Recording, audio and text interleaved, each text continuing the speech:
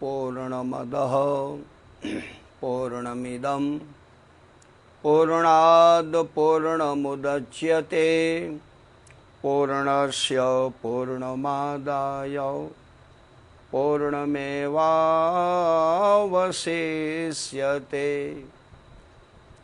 यं ब्रह्मा वरुणेन्द्ररुद्रमरुतः स्तुवन्ति दिव्यैस्तवैर्वेदैः साङ्गपदक्रमोपनिषदैर्गायन्ति यं सामगाः। ध्यानावस्थिततद्गतेन मनसा पश्यन्ति यं योगिनो यस्यान्तं न विदुः सुरासुरगणा देवाय तस्मै नमः। आपदामपहर्तारं दातारं सर्वसम्पदां लोकाभिरामं श्रीरामं भूयो भूयो नमाम्यहम्। त्वं वैष्णवी शक्तिरनन्तवीर्या विश्वस्य बीजं परमासि माया। सम्मोहितं देवि समस्तमेतत् त्वं वै प्रसन्ना भुवि मोक्तिहेतुः। परम सम्माननीय सज्जनों, माताओं, बहनों, आज पावन पितृपक्ष के अवसर पर आपके समक्ष मैं उपस्थित हूँ और सनातन संस्कृति के परिप्रेक्ष्य में जो लोक हितकारी है, विश्व बंधुत्व को स्थापित करने वाली है, सब में आत्मस्वरूप का दर्शन करने वाली है, यहाँ तक कि अपने प्रतिकूल किसी से भी आचरण करने वाली नहीं है, उसके संदर्भ में कुछ कहने का अवसर प्राप्त हुआ है। सर्वप्रथम मैं जगदीश चैनल को धन्यवाद देता हूँ, जिन्होंने मुझे इस मंच को प्राप्त कराया है। आप जानते हैं कितनी हूँ अच्छी वस्तु हो, लेकिन जानकारी के बिना उसका उतना महत्व नहीं रह जाता। संपूर्ण विश्व में एकमात्र धर्म है तो केवल और केवल सनातन धर्म है। सनातन ही धर्म का पर्याय है। सनातन का सामान्य अर्थ पुराना होता है, लेकिन सनातन का मूल अर्थ न जिसका आदि दिखाई पड़े न जिसका अंत दिखाई पड़े, अर्थात जो शाश्वत हो, जो अनादि हो, जो अनंत हो, वह सनातन है।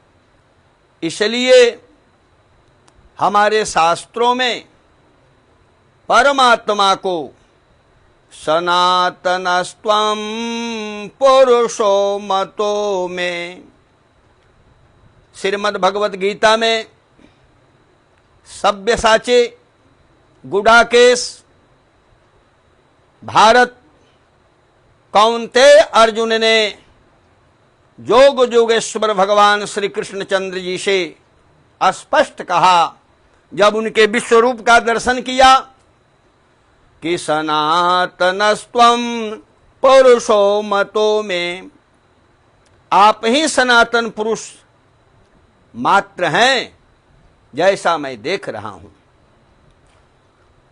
अचलोयम सनातनः सनातन परमात्मा सनातन ब्रह्म का अंश भूत जीव भी केवल और केवल सनातन है। इसलिए ये प्रमाणित है कि अचलो यम सनातनः ईश्वरयंस जीवय विनाशी चेतनयमल सहज सुख राशि चेतनयमल। कहा कि अंतर क्या है भैया? ब्रह्म का अंश यदि यह जीवात्मा है, परमात्मा का अंश यदि जीवात्मा है, तो दोनों में अंतर क्या है? जैसे गंगा का जल है, आप जैसे पात्र में रखेंगे, जिस रंग के पात्र में उस जल को रखेंगे उसी रंग में वह जल दिखाई पड़ेगा। बतलाया कि परबस जीव स्वबस भगवंता जीवयनेक एक श्रीकंता। कहने का तात्पर्य कि यह जीवात्मा जो सनातन है, सनातन ब्रह्म का यह अंश है, तो सनातन जीव को सनातन ब्रह्म को प्राप्त करने के लिए एकमात्र मार्ग हो सकता है और उसका नाम है सनातन धर्म। सनातन धर्म इतना व्यापक, इतना विशाल, इतना उदार, जिसका आज भी संपूर्ण विश्व में कोई जवाब नहीं है। डिम डिम घोष पर जिसने कहा कृणवंतो विश्वमार्जम, हम संपूर्ण विश्व को सभ्य बनाएंगे, सुसंपन्न बनाएंगे, सुशिक्षित बनाएंगे। आत्मनः प्रतिकूलानि परेशान न समाचरेत। जिस व्यवहार से हमें तकलीफ हो, हमें दुख का अनुभव हो, वैसा व्यवहार हम दूसरे किसी से नहीं करेंगे। इतना ही नहीं, वसुधैव कुटुंबकम, संपूर्ण पृथ्वी को अपना परिवार मानने वाला मनुष्य मात्र की बात तो आप छोड़ दें, जीव मात्र का, प्राणी मात्र का कल्याण करने वाला प्रायोगिक ढंग से यदि इस संसार में कोई धर्म है तो एकमात्र सनातन धर्म है। पशुओं के लिए जहां अंश दिया जाता, कीड़ों मकोड़ों के लिए जहां अंश दिया जाता, अतिथियों के लिए जहां अंश दिया जाता, गुरुकुल में पढ़ने वाले छात्रों के लिए जहां अंश दिया जाता, अनाथ गरीब लोगों के लिए जहां सहयोग दिया जाता, वैसा व्यापक विचार रखने वाला यदि कोई धर्म है तो उसका नाम है सनातन धर्म। अब यहां में हमारे सनातन धर्म के, तब एक प्रश्न आपका उठ सकता है, 1 मिनट हम बीच में आपको कहेंगे। एक प्रश्न उठ सकता है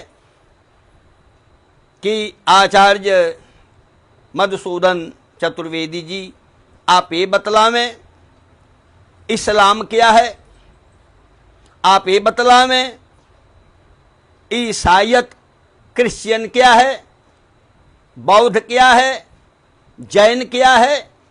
मैं बतलाता हूं, ये सब के सब संप्रदाय हैं जिनका पर्याय है मजहब, जिनका पर्याय है रिलीजन। धर्म का पर्याय रिलीजन कतई नहीं, संप्रदाय का संप्रदाय है। संप्रदाय एक समूह को कहते हैं जो एक किसी खास तिथि से जिसका निर्माण हुआ है, जिसको बनाने वाला कोई खास व्यक्ति होता है, जिसमें अपने अपने ढंग से एक संहिता तैयार की जाती है, लेकिन केवल और केवल सनातन धर्म है जिसमें निश्वसितो वेदः, ईश्वर के श्वास वेद के रूप में प्रकट हुए हैं। जाकी सहज श्वास श्रुति चारी, जाकी सहज श्वास श्रुति चारी, सो प्रभु पढ़य कौतुक भारी, सो प्रभु पढ़य। लोकनायक कवि सम्राट गोस्वामी तुलसीदास जी ने इस वेद वचन को पुष्ट किया अपने रामचरितमानस में कि गुरु गृह गयऊं पढ़न रघुराई, अल्पकाल विद्या सब पाई। आप लोगों ने कहा, जिज्ञासुओं ने कहा कि असंभव गुरु के घर पर कोई पढ़ने जाए, अल्प समय सभी विद्याओं को प्राप्त कर ले। एक बार देवराज इंद्र गए अपने गुरु बृहस्पति के पास पढ़ने। 60,000 वर्षों तक पढ़ते रहे। विषय था व्याकरण।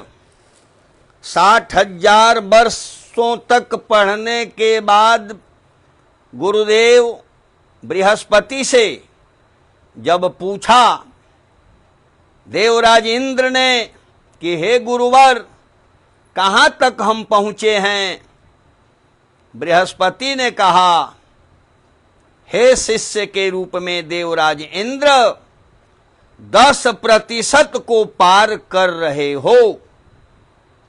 इंद्र ने नमन किया, कहा कि रहने दिया जाए, अमरावती में जाना आवश्यक है। पहला व्याकरण है बारहस्पत्य व्याकरण। अभी हम व्युत्पत्ति इत्यादि जो करते हैं पाणिनि व्याकरण के आधार पर करते हैं।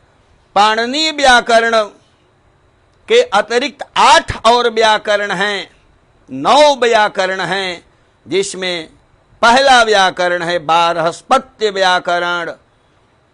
ऐन्द्र व्याकरण जिसको इंद्र ने लिखा है, शाकटायन है, बहुत तरह के हैं। तो हमारे वेद ने जीवन जीने की एक शैली दी है, सर्वांग पूर्ण शैली, जिसमें किसी को किसी प्रकार का कष्ट न हो, आपस में कोई मतभेद न हो। संगच्छध्वं संबद्धध्वं शंभो मनांसि जानताम। सामवेद कहता है संगच्छध्वं, हम एक साथ होकर चलें, हमारी गति एक हो। संबद्धध्वं, हमारी वाणी एक हो।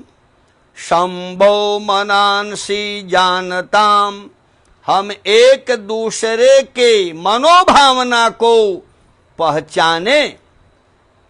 मात्र यह 3 प्रक्रियाएं व्यक्ति में, समाज में, परिवार में यदि आ जाएं तो कहीं किसी तरह का दुराव, द्वेष आदि नहीं रह जाएंगे और स्थिति हो जाएगी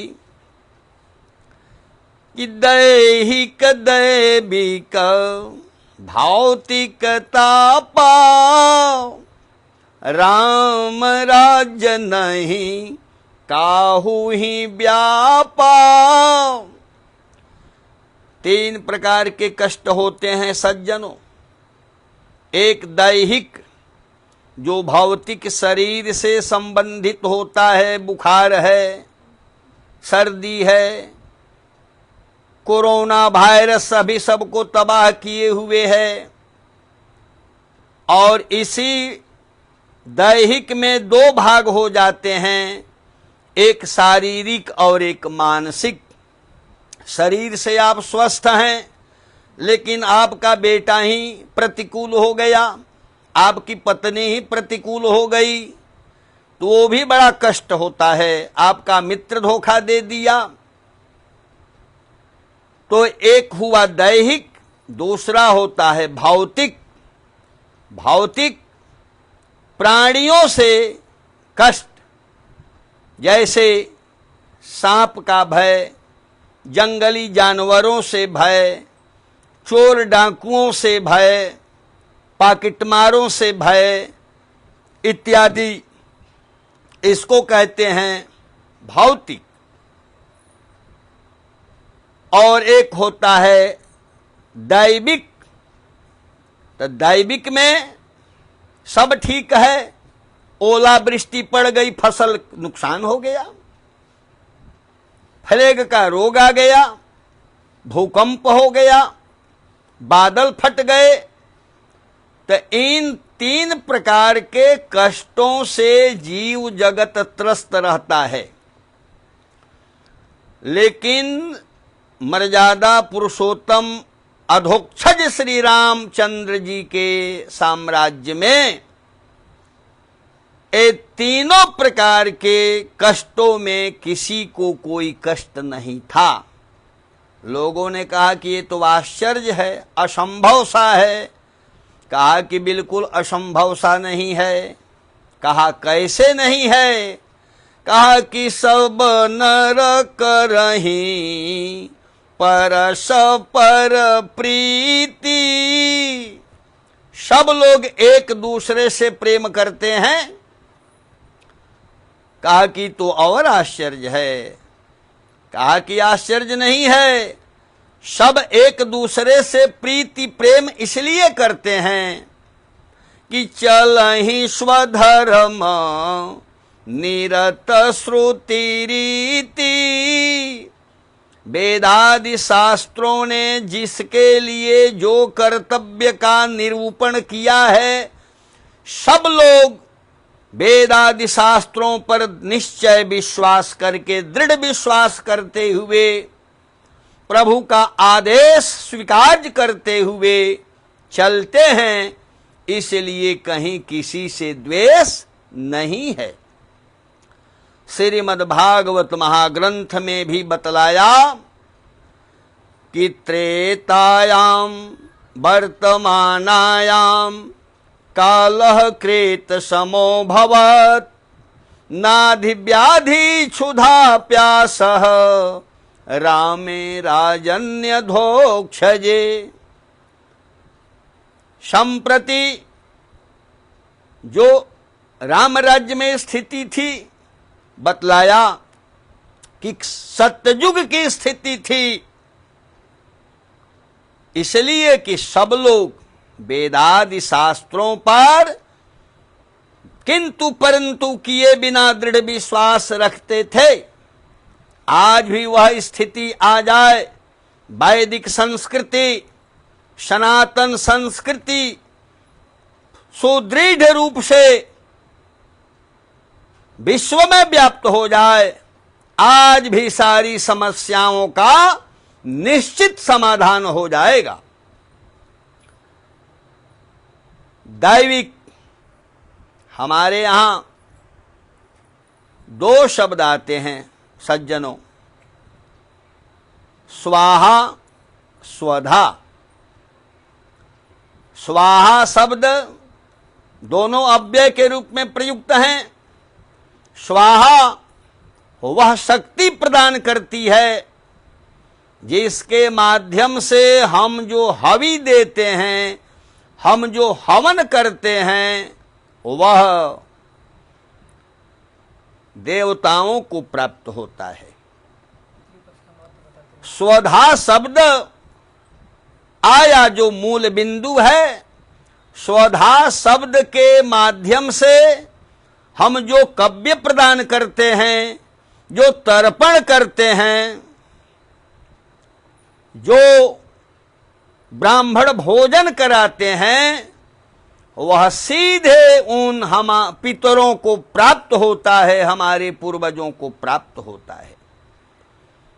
अब आपको हम बतला दें, आज के समय में हर व्यक्ति को एक खुजलाहट है कि वैज्ञानिक स्वरूप क्या है, वैज्ञानिक विश्लेषण क्या है, वैज्ञानिक विवेचन क्या है। सबसे पहले हम आपको बतला दें, ऋग्वेद में आया है, विज्ञानेन वेदम विजानीयात्, विज्ञान के माध्यम से विशिष्ट ज्ञान, विशिष्ट समाधि, विशिष्ट साधना के माध्यम से वेद को हम पढ़ें, वेद का अनुशीलन करें, वेद की मीमांसा करें, वेद का भावार्थ समझें।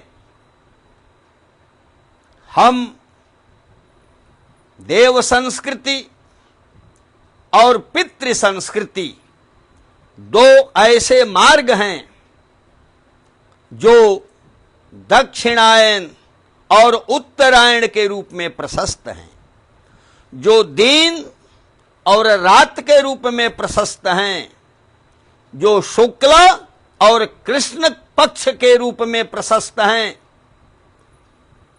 इसके प्रमाण गीतादि ग्रंथों में हैं। मेष राशि का सूर्य 10 डिग्री तक सबसे उच्च का होता है, कारण कि पृथ्वी से सूर्य की जो दूरी है सबसे अधिक होती है। मेष राशि के 10 डिग्री तक सूर्य होता है, मीन के 10 डिग्री के बाद तक। और वैसे ही कन्या राशि में जब सूर्य प्रवेश करता तो कन्या राशि में 10 डिग्री के बाद और तुला राशि में 10 डिग्री के पहले सूर्य मंडल के सबसे करीब पृथ्वी होती है, चंद्रमंडल भी सबसे करीब होता है। हम जो भी हव्य कव्य का विधान करते हैं वह सीधे पहले सूर्य लोक में जाता है, सूर्य लोक के माध्यम से वह चंद्रलोक में आता है और चंद्रलोक के माध्यम से वह तत देवताओं और पितरों को प्राप्त होता है। इसलिए आश्विन मास में कृष्ण पक्ष जो है, जिसका समापन अमावस्या के साथ होता है, अमावस्या स्वयं श्राद्ध की तिथि मानी गई है। देवताओं को प्रसन्न करने के लिए जितनी आवश्यकता हमें है उतनी ही प्रसन्नता हमें अपने पितरों को प्रसन्न करने के लिए है। और अथर्ववेद में स्पष्ट रूप से बतलाया, सर्वास्ता अथाख्यम स्वर्ग यज्ञाम शरत्सु निधिपा अभिच्छात। बतलाया कि शरद काल में आश्विन मास का कृष्ण पक्ष जो छठे सूर्य होते हैं, उस समय पितरों को दिया हुआ दान, पितरों के निमित्त किया हुआ पिंडदान, पितरों के निमित्त किया जाने वाला तर्पण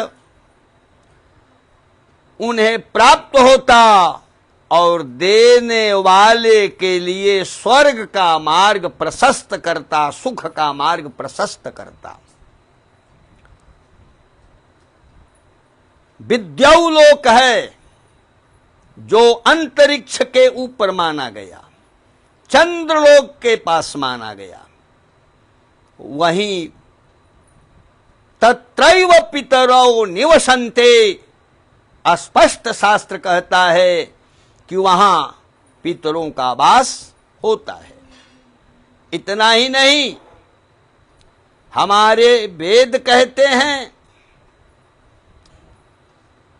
पृथ्वी पर रहने वाले हमारे पितरगण चाहे जिस योनि में जिस रूप में हों, ये स्वधा के माध्यम से प्रदान किया गया कव्य से वो संतुष्ट हों, वो प्रसन्न हों।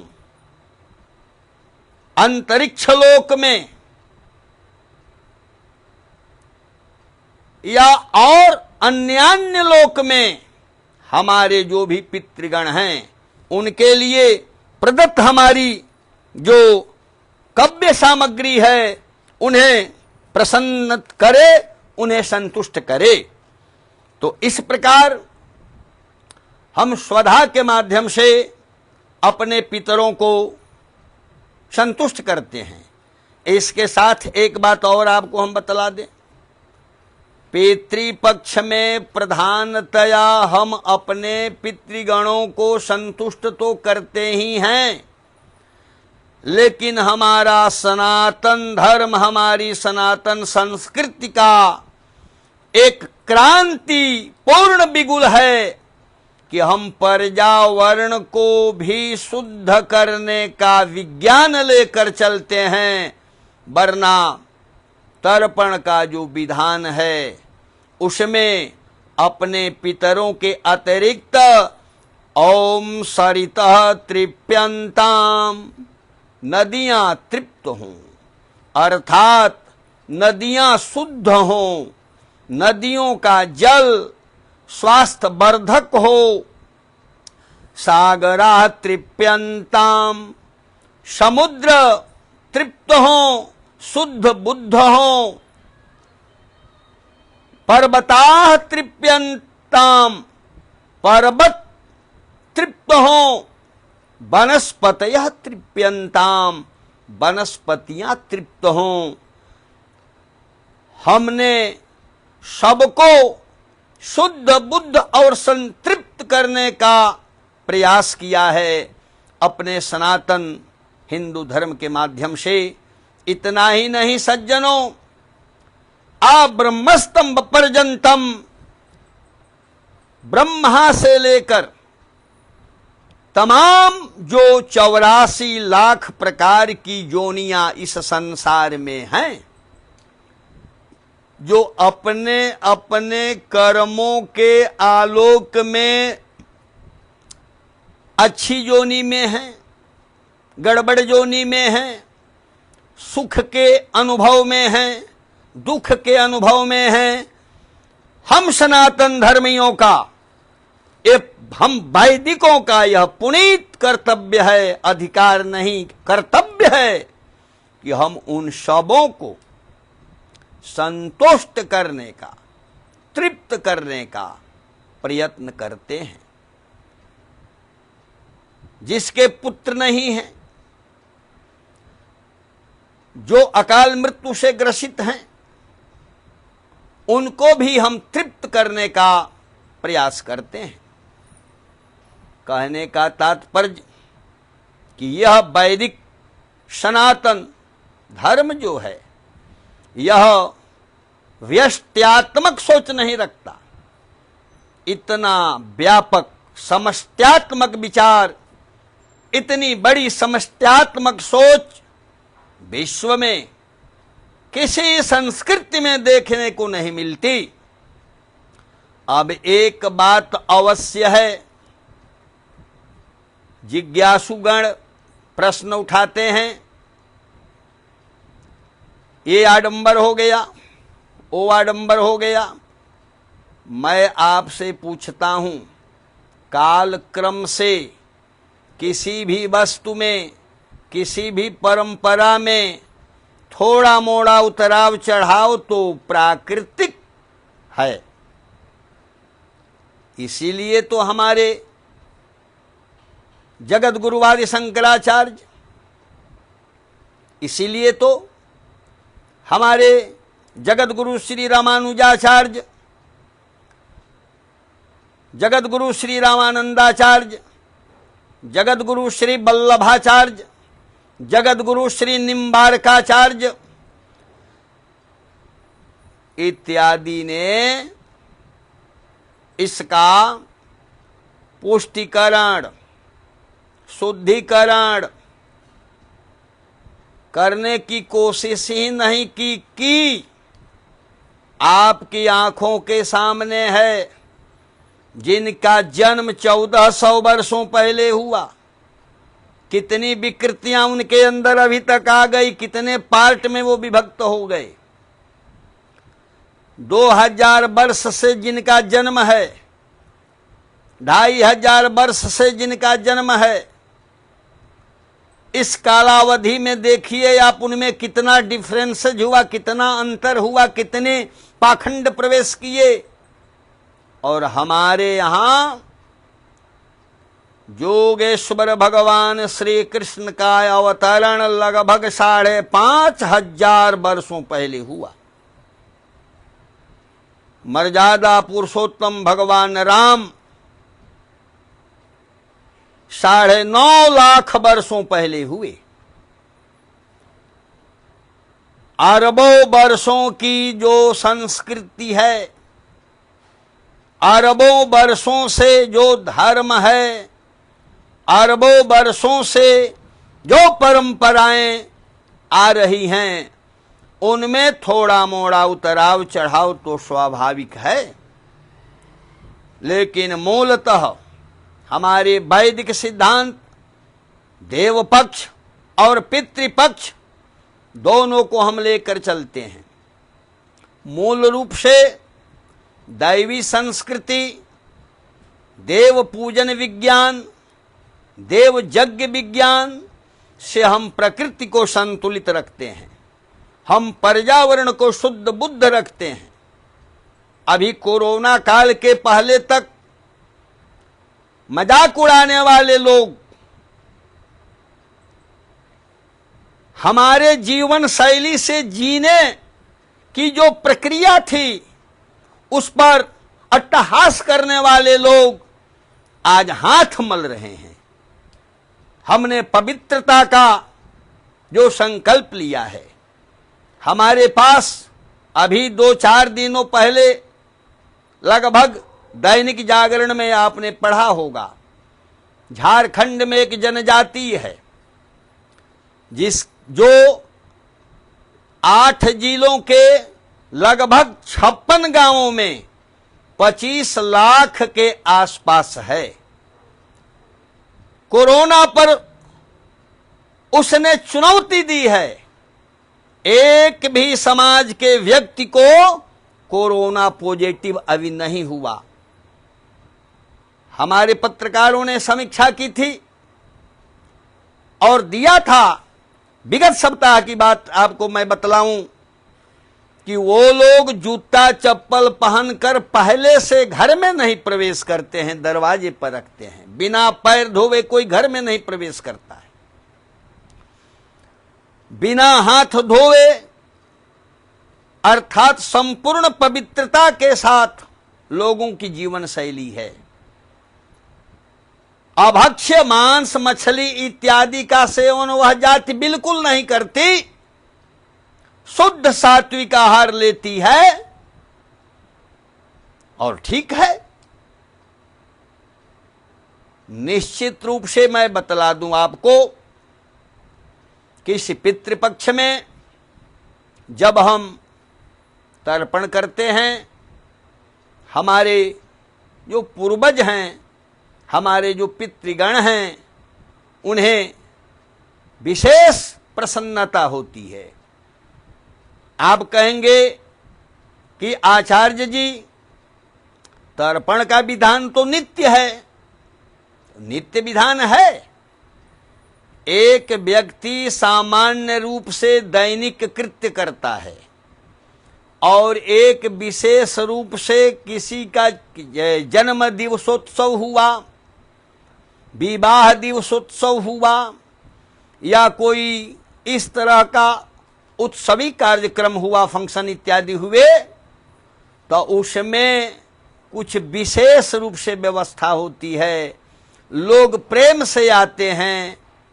शास्त्र कहते हैं कि इस कन्या राशि के सूर्य 10 डिग्री से आगे बढ़ता है, अर्थात आश्विन कृष्ण पक्ष में पूर्वज पितृगण जो होते हैं वो अपने सतपुत्रों के पास अपने वंशजों के घर आते हैं इस अभिलाषा के साथ कि हमें यहाँ से विभिन्न प्रकार के संतुष्टिकारक वस्तुएं प्राप्त होंगी, भाव प्राप्त होंगे। एक बात और आपको बतला दें, श्रद्धा भक्ति भाव से ही तर्पण करना चाहिए, श्राद्ध करना चाहिए, ब्राह्मण भोजन कराना चाहिए, या किसी की सेवा करनी चाहिए, किसी को भोजन कराना चाहिए। भगवान मनु स्पष्ट करते हैं, यद यद ददाति सम्यक